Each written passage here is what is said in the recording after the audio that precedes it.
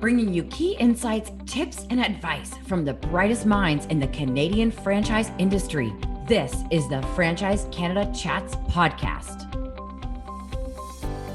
I'm Angela Coté, your host of the Franchise Canada Chats podcast, where we take you into the world of franchising. Our interviews are with franchisees, franchisors, and industry leaders who give on-the-pulse expert advice and share their franchising insights and experiences. Hello, Angela Coté here, and I am so excited to bring you Jennifer Blair, founder and co-CEO of Deka Lash. Today, we're going to be talking about how franchising empowers and builds confidence for women. Now, just for a bit of context here, my background comes from my upbringing with the family business, M&M Food Market. My dad is the founder, and over the years, we grew to almost 500 locations. And so I'm really excited about this topic today because I grew up in a very male-dominated world. I am very fortunate to have had a father who really believed in me and mentored me and wanted to see me do well. But I have to say, it wasn't always easy.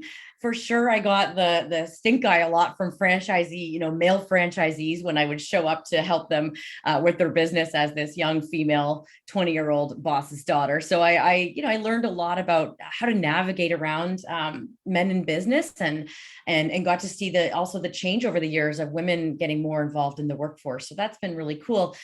So I am really excited to get to talk to female rock stars like Jennifer Blair. I'm always really inspired by self-made women.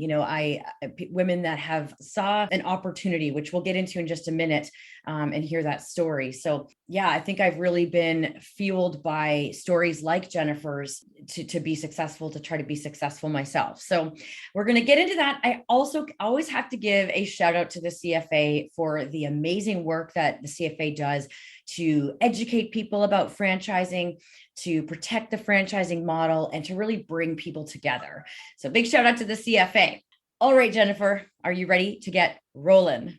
I am ready. So awesome. Yes. And your story inspires me as well. So I'm very happy to be on this podcast with you today. Awesome. Thank you. Well, yeah, and I'm super honored to get to guest host and share my story and then use that to kind of work through helping other people understand, franchising and business in general. So, okay, to get started, let's hear your story. Tell us about the Deka Lash concept and why you founded it. This is what I find really inspiring to hear from the beginning. Yeah. So, originally Deka Lash was founded as a way to make lashes more affordable, more convenient for the everyday person.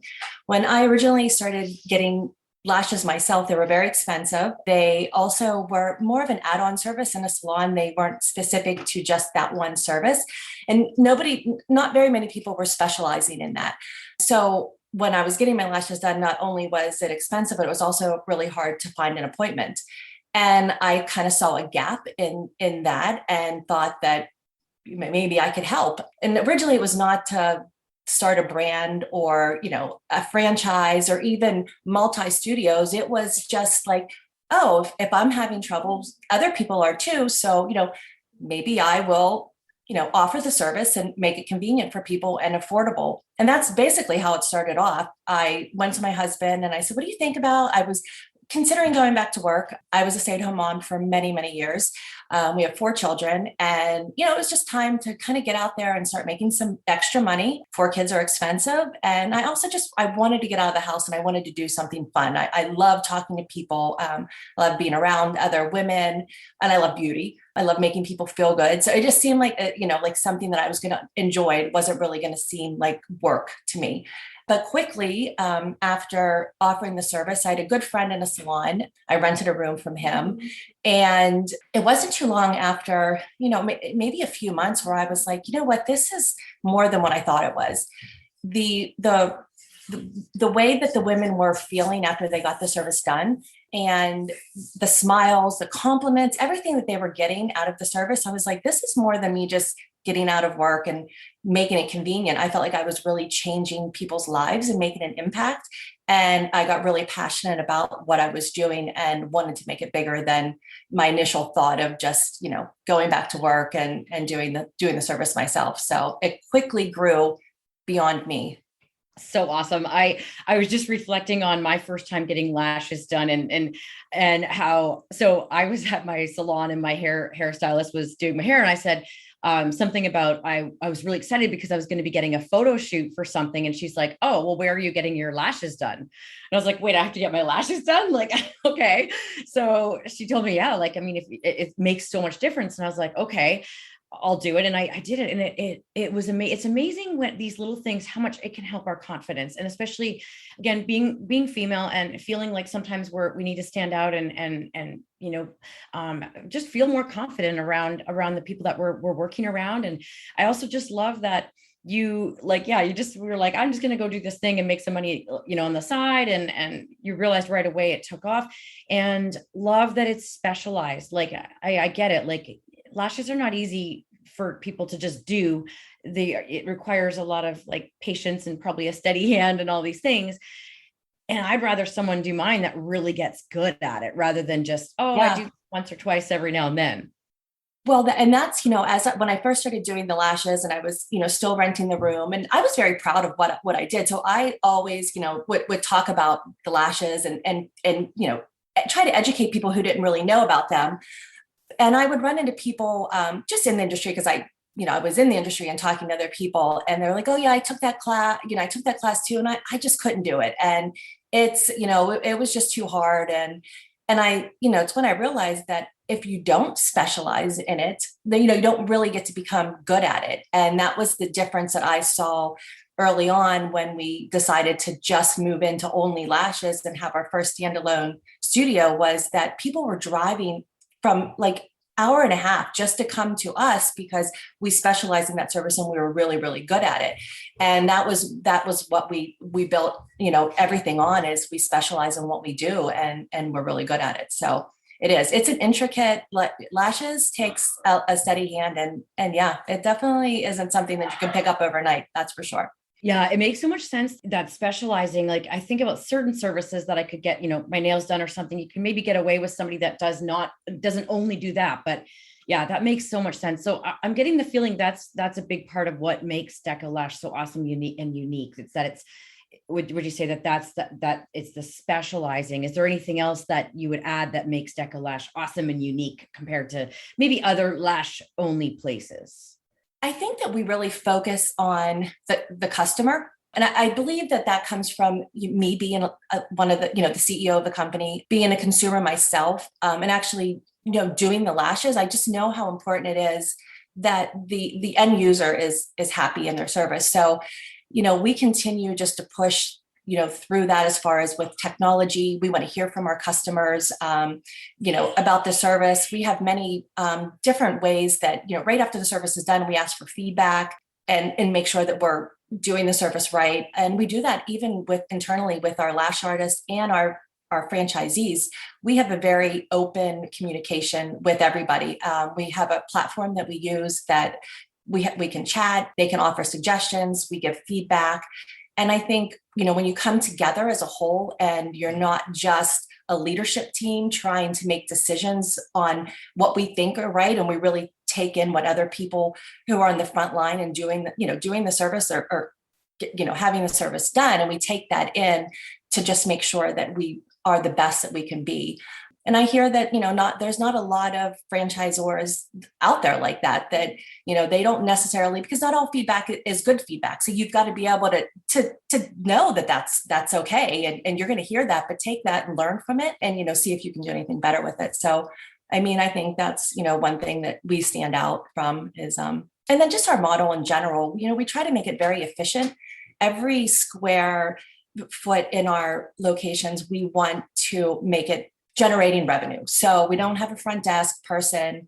We have an automatic check-in whenever you walk into the door through our app. So we have a customer service center where we handle all of the calls. So you're not hearing a phone ring or anything like that inside the studio. That's not one less overhead person that you're having to deal with. So yeah, we do a couple different things, but I think it's basically the customer focus, whether it's the client or a franchisee, that's who we're focused on. Yeah. Oh, that's awesome. I didn't realize that because we don't yet have a Deka Lash where I live, which I'm hoping someday soon. So by the way, if anybody's listening and they live in Victoria, British Columbia, and you're thinking of becoming a franchisee, keep listening. Yeah, that's really neat though, that you don't have a front desk. Like, it's especially in this day and age, that sounds funny, but during these times where it can be tough to get employees, that there's a solution to that, and it makes it less overhead. So that's really cool. And I really love that you said how much you listen to the front line, that you listen to your franchisees, because and that you acknowledge it's not always going to be good feedback, but it's going to help you be better. And you're right, not all franchisors do that. So that's awesome that there's that good communication. So let's talk a little bit now about how eyelash extensions empower and provide confidence to women. I mentioned this earlier, I experienced that myself. So whether the women are owners or clients or your lash artists providing your services, so how do eyelash extensions empower and provide confidence? Well, I think that just in general, when you look better, you feel better. And then if you feel better, then you're more productive. And at the end of being more productive is being more successful. So, you put all of those together, and that's, just what really helps build that confidence. And that's what lashes do. And it seems silly. And, when you were talking earlier on about, male dominant, and, sometimes they don't really get that piece of, that empower you, like the lashes empower you, and they give you confidence, and they just do. That was a big challenge of mine in the beginning, when I first started pitching this idea that this could be a franchise and this is a business. And they were questioning a business just on eyelashes. Well, what else do you do? And eyelashes, women want eyelashes, and it makes them feel good. And that's early on what I found too. When I did the service, it was that self-confidence, that empowerment. I mean, they walked out differently than they came in. I had a friend of mine that I had made through my boys' football team, and she was a pretty plain lady. She didn't wear a lot of makeup. Usually just came to practice with t-shirt, and just like that's. She was just plain there for her kids and didn't do a lot to herself. You could tell, and that's, people do that. And she came, so I think I might get the lashes. I'm like, I think you should. You don't wear a lot of makeup, but that's okay, because lashes, that's what they do. You don't have to wear a lot of makeup. And she was like one of the first clients that we had in, and a friend. And I can tell you that she walked that football field so much differently after that she wore lashes than she did before. And, that was another one of my first aha moments, where I was like, look at this. This is somebody who doesn't spend a lot of time on herself. And now she's wearing lashes, and she's just, and that was a client back in 2012, I think, one of the first ones. And she still comes in and gets lashes today. So every once in a while I'm in my home studio here, and I still see her, but they do. It really is it's a confidence booster, and it just makes you feel, like you can conquer the world. That's awesome. And just I imagine then, like, the lash artists and the franchisees that are providing this, just the good feelings that come from that. I like to think for women, I kind of like to think of things like that, like lashes and doing things to help us feel more confident, as like a secret weapon, like, Yeah.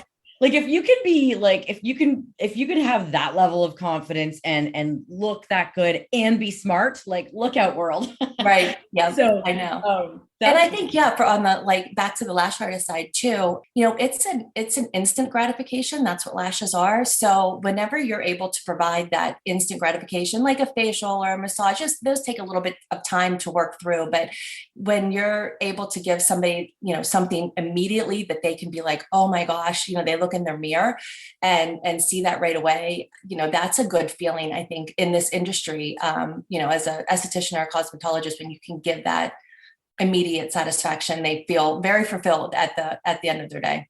It's interesting. Something just hit me, that, with all the choices that we can choose to enhance our beauty, whether it's, things for our hair, our lips, our nails, or whatever it is. Right. The eyes are probably one of the most important things, because it's where you communicate from, and it's what you're looking at when you're talking to people. So yeah. Yeah, I hadn't really thought of it that way. Interesting. Yeah. Yep.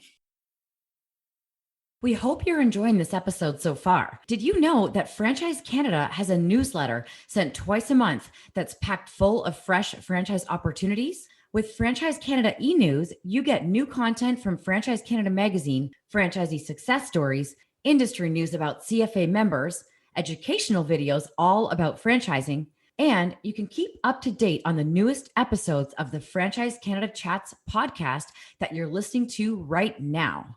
Plus, by subscribing to Franchise Canada e-news, you get a free subscription to Franchise Canada magazine. Subscribe now at franchisecanada.online. Now, back to the podcast episode you are enjoying.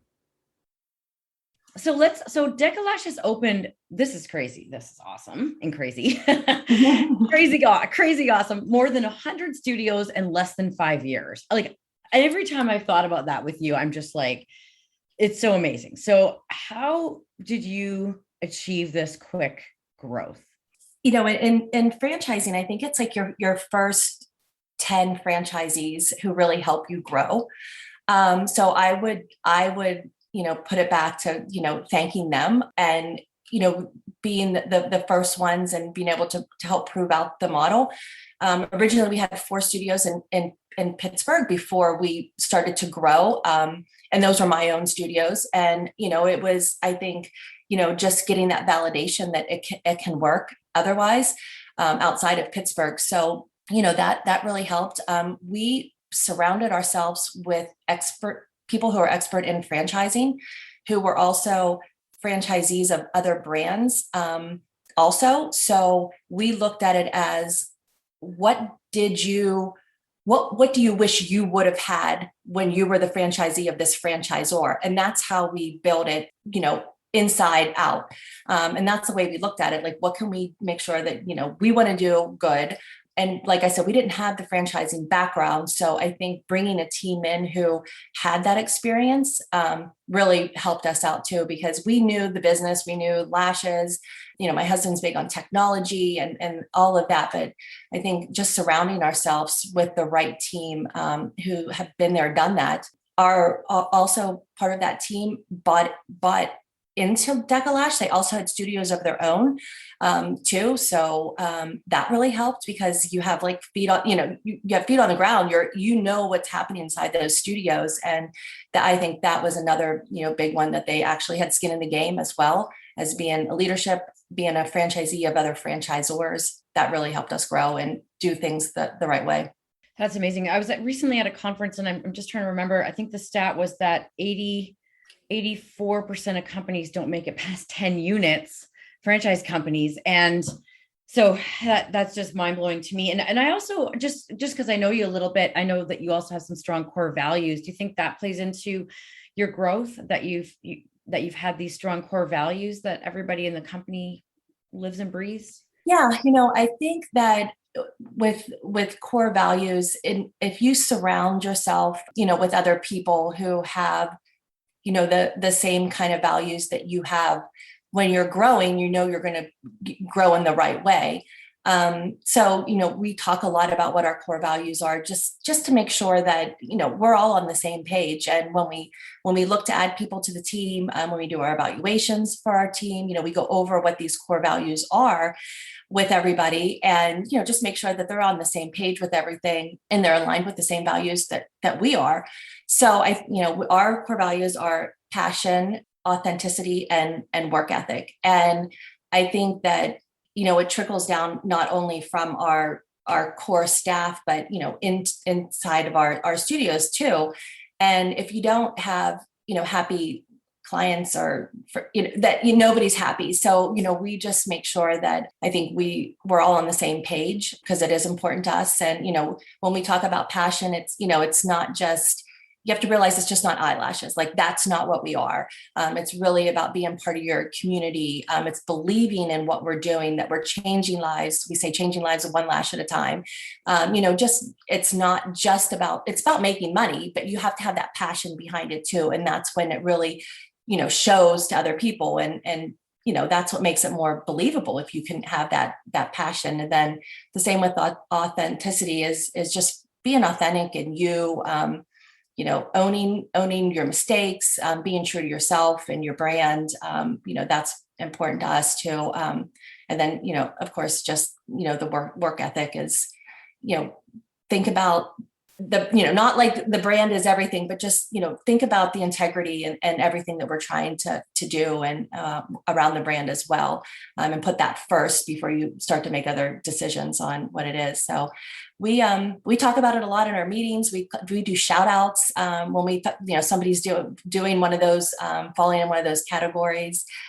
So we talk about it a lot. And what's nice is when you start to back out of it, and you see that it's still happening and the boss is not there and they're already doing it. I had we were interviewing for a new corporate lash trainer, and I was talking to my manager who was interviewing, and she said, and I asked her, well, tell me about yourself. And the candidate was, talking about, what she did in her work. And she's like, no, I want to know you personally. And she was like, oh, me. And she kind of giggled. And my manager said, yeah, we really care about, work-life and balance and about you here at Deka Lash. And when she told me that, I was like, see, that's what happens when it starts trickling down and people are following it and you're not even around. That's when, you've got that good, core values in the company and the right people in the right seat. It's not just that thing in a book on a binder on the shelf. It's actually happening. That is so awesome. I love that story, especially again, right now, there's it's a little tougher to get employees, but people that talk about how tough it is, I'm like, have you created a good work environment that makes people want to work there? And that's core values has a lot to do with that. I love that you have that and that. I can't believe how many companies have core values that they don't really embody and they're not true to what they are. What I love about this is I can tell it's really true. Like the passion you explained, it's not just passion for lashes itself, it's passion for the community, passion for empowering women and all the things that the passion. And then what I love about the authenticity core value is that it sort of balances, I guess, the idea that like, if anybody would ever think, well, being lashes and beauty is about vanity, it's not. You're very clear here. It's not about vanity. It's about empowering and confidence. And by having a core value of being yourself, I don't know. I just love the way that kind of offsets if anybody would ever have that concern, Yeah. And then the work ethic obviously is critical. This is awesome to hear that you have those, really strong core values. And I think that segues into, first of all, a lot of the audience that listens to this podcast are people thinking, could I maybe be a franchisee? Like, should I think about this? And they've never thought about it. And I love, this is a very modern concept. I love that the world is opening up to all kinds of different things that are different concepts that are using the franchise model. It's not all quick service restaurants anymore. And that, there's more purpose driven and then sort of more female focused. So I wanted to just add that in here to make sure that people that are listening understand, like, you really should reflect on whether you could do this if you're thinking about it, because you probably can. However, you don't want just anybody becoming a franchisee because you don't want somebody to fail. Obviously, you're not just trying to take their money and grow the brand. You want people that are going to, be successful for their sake. And I imagine you're looking for franchisees across both the US and Canada. Yes. Is that correct? Yeah, absolutely. Yep. Okay. So if somebody's listening to this and trying to think, I wonder if I would be a good franchisee, if I would be, able to do this, what are some of the traits that you see in your top performing franchisees? Well, owning your own business and being a franchisee, being part of a system is, you really get to like lead and inspire a team, which, I think is really a cool thing to do. And it's a good way, like, to give back. It makes you, feel good. I also right since the pandemic also, there has been proven that like 80% more people now are more like want to do things for self-care more than ever. And, what better time to get into, a business like this where, this basically is self-care. You're taking time for yourself and you're doing something that makes you feel good. And that's all part of this new movement where we've learned to do something for yourself and to take that time and to do it. So as far as franchising and getting this kind of business, I think this is a great time. And I think just realizing that the top performers they're big in their communities. They are involved in what they do. Of course, they believe in what we're doing. Women make a big piece of this business too. A lot of our top franchisees there's a woman involved. And if it's a power couple where, the husband's there as a support, because it is nice to have support, a family member behind you to support you. But there's also, there's top franchisees who they're women. They are, all by themselves doing this awesome job and creating this team of other women underneath them and inspiring that group. So it is really a woman based when you think about who we employ, which are, 99% women. Our clientele is same, mostly all women. So, this is a job that is easy to go into, or not a job, it's a business, right? As a woman to walk into and feel very confident, I think, and because you're surrounded by other women, which, that's the best part about it. I think that you can, uplift each other and then just being part of a franchise system in general, just the support that you get on the back end, that it's you have to work, of course. I mean, this still is your business at the end of the day, but the support that you have around you, not only from the corporate team, but the other franchisees, I mean, you couldn't get that, being a single owner of anything. It wouldn't be that easy at all. So, yeah. I want to. I answer that question. I feel like I rambled a little bit. No, that's what we want. Sorry. No, you gave lots of good. What I'm going to do here is just kind of summarize a couple things just to make sure I heard you correctly. So, starting off with the wanting to lead and inspire. I love that you pointed that out, because when I was 25 and became a franchisee, which I always, again, think is funny, female 25-year-old now, boss's daughter. And, we had a couple of men working for me. One of them was twice my age. So back to kind of this female male thing. But, one of the things that I think happened to me, so we were ready to expand the franchise over to Vancouver Island, the last place in Canada that we hadn't expanded yet. And just because it would require a ferry shipping the product over and stuff. And my dad was like, we're ready to put stores over there on the island. And it looks like a bit of a tough market. So if anyone can do it, you should be able to do it, because you kind of live and breathe M&M meat shops. And so I was like, okay, I'll go do that. But then I think what really shocked me was, oh my gosh, now I have to lead a team of people. And I think I was a bit unprepared for that. Not to say that I didn't fail because of it, because there was support there. Back to also what you said, there's support there, but recognizing that you're going to be leading people. And do you have the right DNA to be a leader? Not, again, you don't have to have been a leader, but you kind of look at your history and go, do I tend to naturally step up? And am I open to learning how to do that? So I just want to emphasize that was a key trait that you mentioned, obviously the hard work. I want to go back to the communities. I think one of the mysteries to people that haven't become a franchisee yet and are thinking about it is how do I get business? I'm going to pay for marketing maybe, but when you hear this thing about getting out into the community, could you just give a few examples of things that your top performing franchisees do in their communities that brings people in?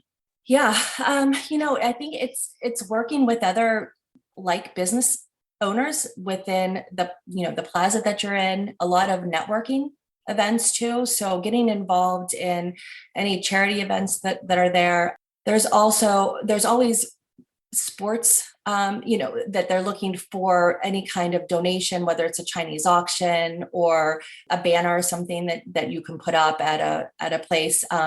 Communities, I feel, really take to businesses that are willing to give back in that aspect. And they're likely to start believing in that business because you're believing in the community. So I think just getting involved that way. always carrying your, a business card or something on you to, just leave as a little note behind, after you have a conversation with somebody, where they can reach you, or to remind them, what you have. I think that's another thing, that they're just, really just promoting themselves and talking as much as they can about their business. And then doing partnerships with that. Other businesses are so happy to work with you. They know what it's like.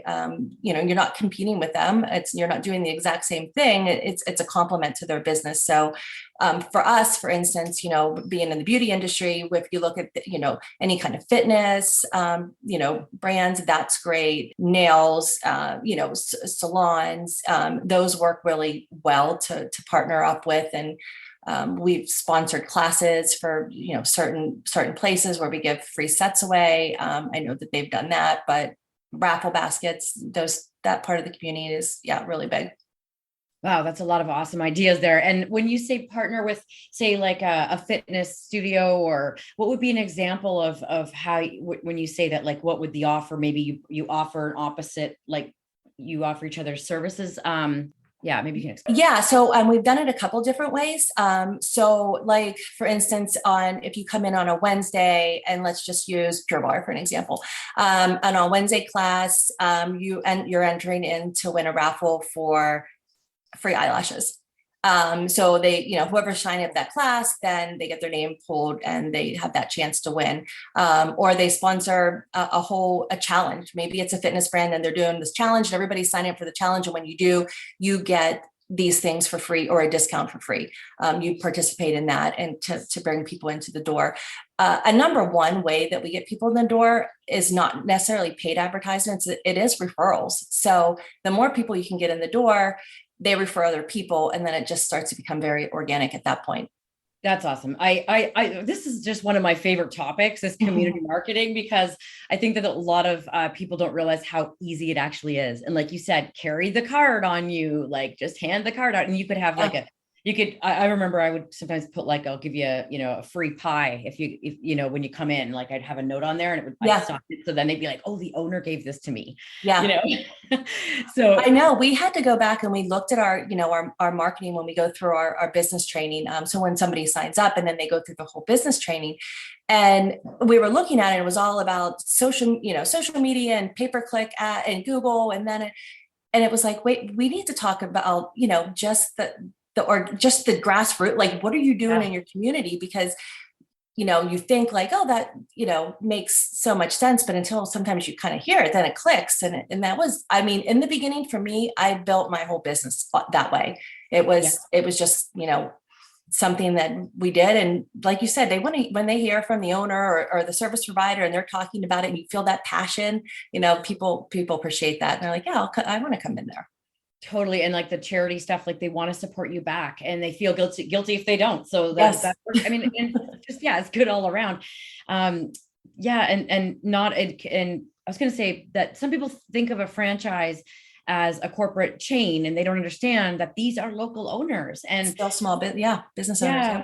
I love what you said. Like, it's like become known as, I'm Susan from Deka Lash. Like, everybody in town knows you're Susan from Deka Lash. And then when they go to think about lashes, they're going to think about you. Mm-hmm. So, and I think that a lot of, often even just, I work with a lot of different franchisors, and they'll say, like, we're trying to put together, improve our marketing plans for our franchisees. And I'm like, well, what are you doing right now? And it always comes back to the things that work the best are the community marketing. Like, you don't have to spend a ton of money on advertising. You can make more money if you're just willing to get out there in the community. Yeah. So that's really cool. And I guess that's kind of answers. I was going to also ask, like, just what do you specifically look for in new franchisees? But I guess we kind of covered that. Unless there's anything you want to add to that.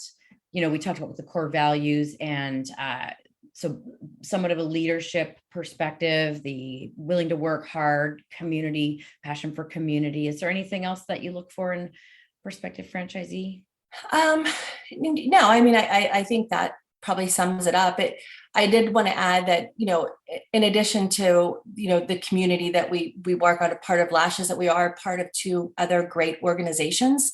that we belong to. That is one is called One Love, and that is where we host classes within our lash artist community. And the idea behind One Love is if you can teach people how to, that's one thing we're not taught in school, right? Is how to love. And if you can get to young people and teach them about healthy relationships, healthy friendships, and get to them at a young age, and that it will help build a better community and better relationships long term. And it was built out of a tragedy that had happened, and from Yardley was the person, but it was her, her boyfriend. They were in college. They were just in a bad relationship, and the foundation was found out of that. So we started doing that, which I think is another way that we can just find ways to give back to the community outside of making women feel good with lashes and that. And then Wands for Wildlife is the other one that we do as well. And that is all of our lash brushes and stuff that is, we set those aside, and we send those off to Wands for Wildlife. And that's where it's a way that we can just make a bigger impact, I think, in a smaller way, but yet in a larger way that we are trying to do with as Deka Lash too in the community and around the world. So just wanted to add that, nice little cause in that we have those two charities and organizations that we belong to as well. That's awesome. I'm just thinking about all, like, you're following the formula for success as a franchisor. And I feel like I can say that because I saw it in my family business where we got to almost 500 locations. And I've over the years reflected on what was it that my dad knew and that we did different, and all the things you're saying. It's the community marketing. It's getting the right franchisees. It's the charities, the giving back. Like it's that corporate responsibility I think we have when we are successful in business. And what I always hear loud and clear from franchisees is that the best community marketing is when you give back without expecting anything back. It's more of it's like an act of service. So that's what I'm hearing in what you're saying, which is really, really cool. Yeah. Okay. We've got just a couple minutes left. There's two areas I want to go. First of all, just back to this idea that a person that, I see a lot of women and younger men and even maybe more men that are in a corporate job realizing I can be a franchisee, I can own a small business. And this is why I think I'm so excited about these interviews I get to do as a guest host for the CFA, is to really help people realize to get over the roadblocks and believe that they can actually do it. So you mentioned before that it is common in your brand, there are women who are partnered with their husband, but they're more the face of the brand, and maybe the husband's supporting in the background. But I think you also mentioned there's some that are completely on their own. And is that because they have the franchisor as support? Maybe if just talk a little bit about the two different sides of that. Yeah. So normally when it is a husband and wife team, the wife is the face of the company. She's the one who's in the studio. She's the one talking to the lash artist.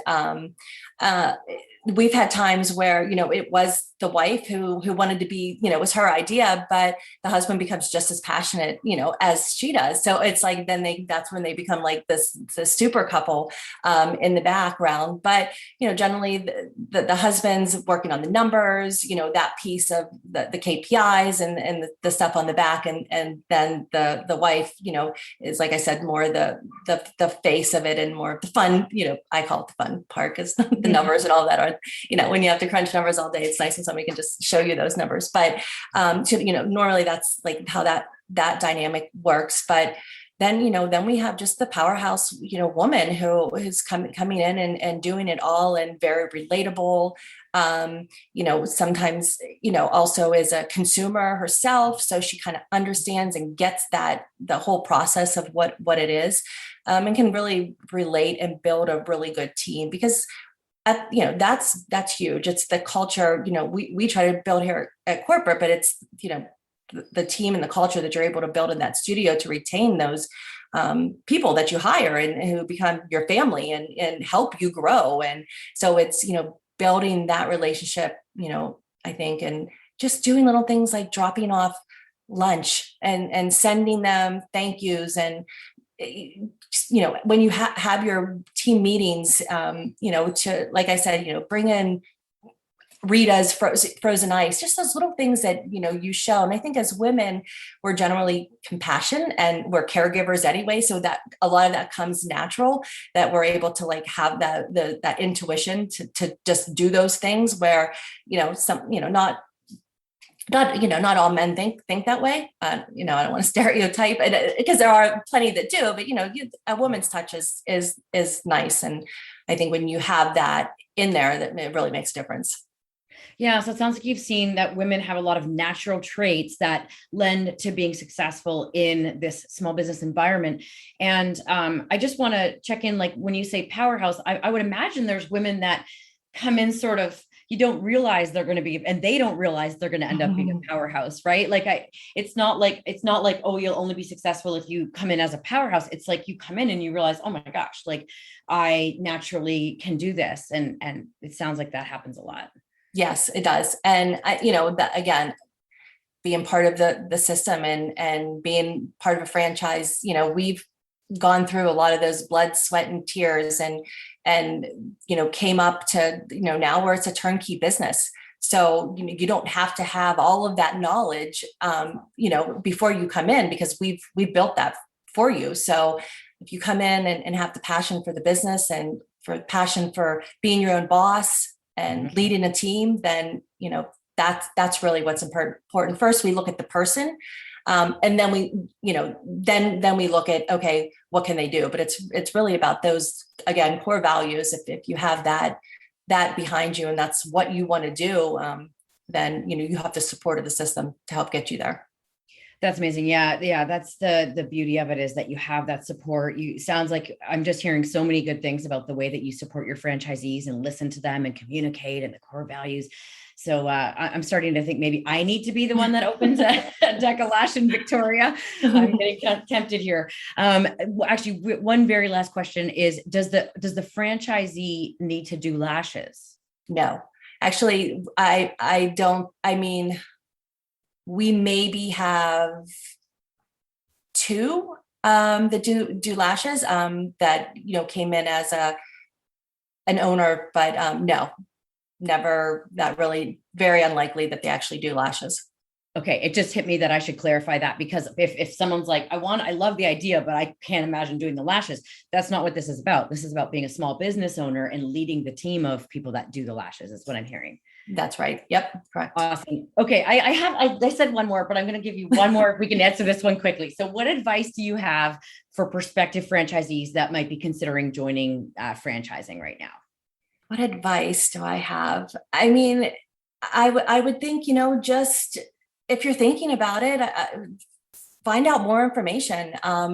That's the one thing I think that people regret is if, they want to do something, but they never really act on it or do anything about it. So, I would just say to get more information and, don't think that you can't do it, because you can.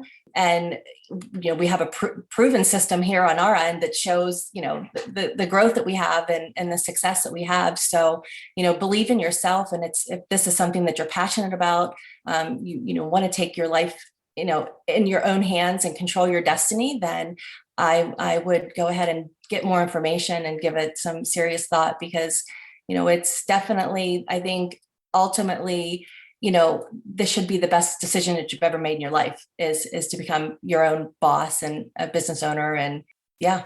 Yeah, it does take that little bit of a leap, but I think you're right. The more information you get, you'll know if it's the right thing for you or not. And the franchisor, you and any others out there, will guide you along and help you to figure that out. So you're not alone. And that's the whole beauty of franchising. That's right. So Jennifer, this has been awesome. I feel like we could certainly go on and on for another hour or two, but thank you for your time today. I know you've got a lot going on, and really, really appreciate it and all the insights you've shared. No, well, thank you. This was fun. I know. I feel like we definitely could go on and talk. So no, I appreciate you, taking the time out to hear my story and learn a little bit more about Deka Lash. And yeah, it was fun. Thanks for listening.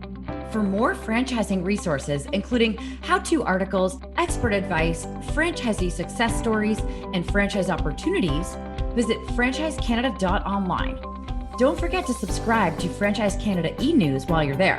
You can also learn more about franchising at cfa.ca and connect with specific franchise opportunities at lookforafranchise.ca. Now go be awesome.